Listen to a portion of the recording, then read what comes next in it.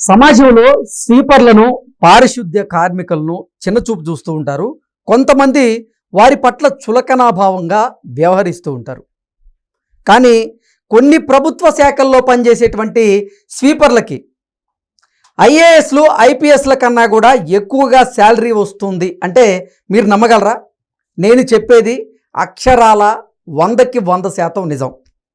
విద్యుత్ శాఖలో పనిచేస్తున్నటువంటి స్వీపర్లకి అక్షరాల ఐఏఎస్లు ఐపీఎస్ల కన్నా ఎక్కువ శాలరీ వస్తుందనేది ఇప్పుడు 2 తెలుగు రాష్ట్రాల్లో చర్చనీయాంశంగా మారినటువంటి నేపథ్యంలో దీని మీద మనం పూర్తి స్థాయిలో విశ్లేషణ చేసుకున్నాం.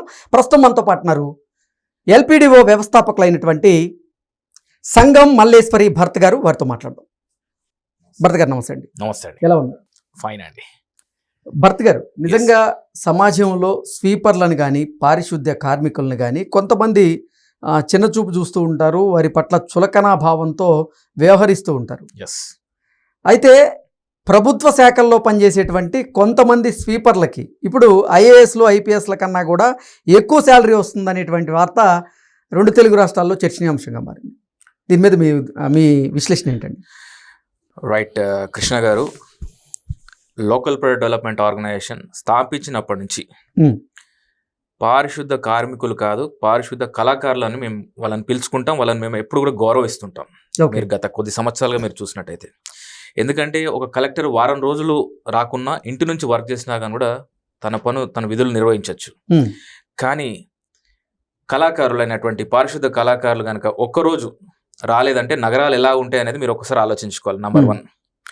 నంబర్ 2 ఏంటంటే అండి, వాళ్ళకి భారత రాజ్యాంగం ప్రకారంగానే ఆ యొక్క వేతనాలు అనేది నిశ్చయించారు. ఇవాళ దానిపైన చర్చకు రావడానికి కారణం ఏంటంటే, ఒక స్వీపర్ శాలరీ 2 లక్షలు ఐఏఎస్ ఐపీఎస్లతో సమానంగా ఉంది తను యొక్క వేతనం అనే దానిపైన వస్తుంది. అంటే అసలు విద్యుత్ శాఖలో పనిచేసేటువంటి కొంతమంది స్వీపర్లకి ఐఏఎస్లు ఐపీఎస్ల కన్నా కూడా ఎక్కువ శాలరీ వస్తుందనేటువంటి వార్తలు చూసాం.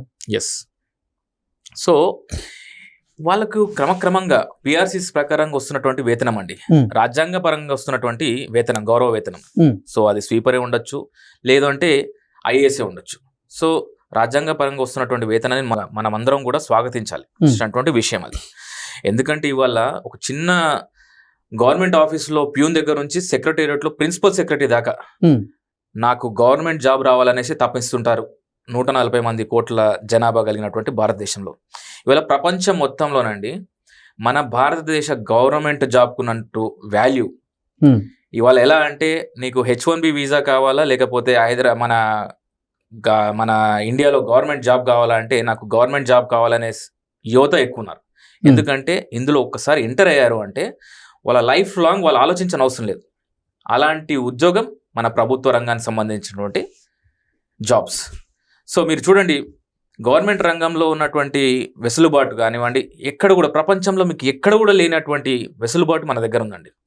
140 కోట్ల జనాభా కట్టే ట్యాక్స్ లో వచ్చే ఆదాయం అంటే ప్రభుత్వానికి వచ్చే ఆదాయంలో దాదాపు 40% పై చినుకు ప్రభుత్వ రంగంలో ఉన్నటువంటి ఉద్యోగస్తులకు ప్రభుత్వాలు ఖర్చు పెడుతున్నాయి. సో ఇది ఒక్కసారి మనము అది సమాజం ఎటువైపు వెళ్తుంది అనేది కూడా ఒకసారి ఆలోచించాల్సినటువంటి విషయం ఇదంతా కూడా. సో ఇక్కడ విషయం ఏంటంటే అండి, వాళ్ళకు శాలరీస్ ఇవ్వడము అంటే ఒక స్వీపర్ శాలరీ అనేసి కాస్త అంటే కొంతమంది ఎలా అంటే డిఫరెంట్ యాంగిల్స్లో ఏంటంటే ఒక స్వీపర్కి శాలరీ అంటే మాకు ఎలా అనే ఆలోచన కూడా మొదలైంది అనమాట. ఇప్పుడు ఎస్పెషల్ ఏంటంటే ఐటీ ఎంప్లాయీస్లో ఇప్పుడు మామూలుగా ఎలా అయిపోయిందంటే ఐటీ సెక్టర్ అనేది తుమ్ముతో ఊడిపోయే జాబ్స్ అన్నట్టుగా మాట్లాడుతున్నటువంటి సమాజంలో ఇలా ఒకేసారి ఒక స్వీపర్ శాలరీ ఇంతగా ఉంది అనే దానిపైన చర్చకు రావడానికి ప్రధానమైనటువంటి కారణం ఏంటంటే గవర్నమెంట్ జాబ్కు ఉన్నటువంటి వాల్యూని మనకు ఒకసారి గుర్తు చేస్తుంది.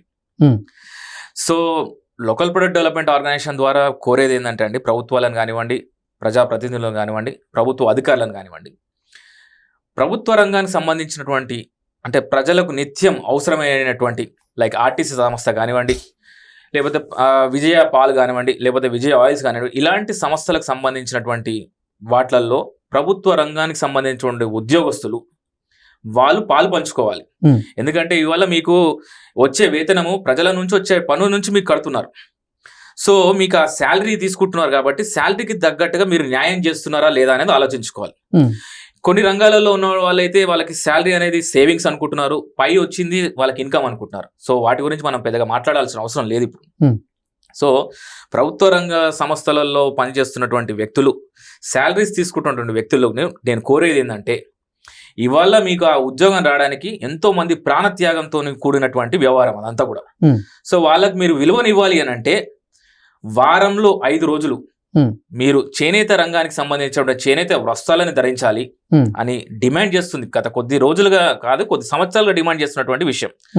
ప్రభుత్వ రంగంకి సంబంధించిన ఉద్యోగస్తులు ముందు వరుసలో ఉండాలి ఇలాంటి వాటిల్లో. అండ్ దాని తర్వాత ఏంటంటే, ఇప్పుడు ఇవాళ ట్రాన్స్పోర్టేషన్కి సంబంధించండి, ఇప్పుడు మనకి యుద్ధం జరుగుతుంది గల్ఫ్లో, ఇవాళ చమురు ధరలు అనేది పెరుగుతున్నాయి అనేసి కుంకాలుగా వస్తున్నటువంటి విషయం. సో ఒకసారి మనం ఆలోచించుకోవాలి, ప్రభుత్వ రంగానికి సంబంధించినటువంటి ఆర్టీసీ కానివ్వండి, రైల్వేస్ కానివ్వండి, మెట్రో కానివ్వండి, ఇలాంటివి కామన్ మ్యాన్ యూజ్ చేసుకునే విధంగా ఉండాలంటే కాస్త ఆదాయంలో, ప్రభుత్వానికి సంబంధించినటువంటి ఆదాయంలో వెసులుబాటు కల్పించుకొని మరి ఇలాంటి రంగాలను కాపాడుకోవాలి. ఇవాళ మహాలక్ష్మి పథకం ద్వారా మహిళలకు ఫ్రీగా ఇచ్చారు గవర్నమెంట్. సో ఇవాళ ఆర్టీసీ బస్సు ఎక్కేది ఎవరండి? ఎక్కువ శాతం మహిళలు, మధ్యతరగతికి సంబంధించినటువంటి వ్యక్తులు అండ్ కామన్ మ్యాన్ యూజ్ చేస్తారండి. గవర్నమెంట్ ఉద్యోగస్తులు కూడా ఆర్టీసీ బస్సులలో వెళ్ళే పరిస్థితి లేదండి. ఇవాళ మీరు ఒక స్కూల్ టీచర్ దగ్గర నుంచి మొదలుకుంటే ఒక గవర్నమెంట్ ఆఫీస్లో పనిచేస్తున్నటువంటి లోవర్ క్లాస్ ఎంప్లాయ్ అయినా కూడా కార్ మెయింటెనెన్స్ చేస్తున్నారు, గౌరవంగా బ్రతుకుతున్నారు. వాళ్ళకి గవర్నమెంట్ ఉత్పత్తులతో సంబంధం లేనట్టుగా ఉంటున్నారు, కానీ గవర్నమెంట్ ఉద్యోగం కావాలంటున్నారు, గవర్నమెంట్లో శాలరీస్ కావాలంటున్నారు. సో మేము చెప్పేది ఏంటంటే అండి, మీరు అన్ని విధాలుగా ఆలోచించి ఇవాళ మహిళలతో పాటు పురుషులకు కూడా ఉచితంగా, లేకపోతే అంటే టికెట్ అనేది అందుబాటు ధరలో ఉచితంగా ఇస్తే ఏమైపోతుందంటే అండి, ఇక్కడ పొల్యూషన్ తగ్గుతుంది. అండ్ కామన్ మ్యాన్, ఒక మధ్యతరగతి కుటుంబానికి ఎంతో మీరు మేలు చేసిన వాళ్ళు అవుతారు, కాలుష్యాన్ని కూడా మీరు నియంత్రించిన వాళ్ళు అవుతుంది ప్రభుత్వాలు అనేసి ఆలోచించమని చెప్తున్నటువంటి సంస్థ local product development organization. Okay. So ఈ విషయాన్ని ఇంత కూలంకుషంగా మనం ఎందుకు చెప్తున్నామంటే అండి, ఇవాళ పేద మధ్యతరగతి ఉన్న జనాభా వల్లనే ప్రభుత్వాలు ఏర్పడుతున్నాయి.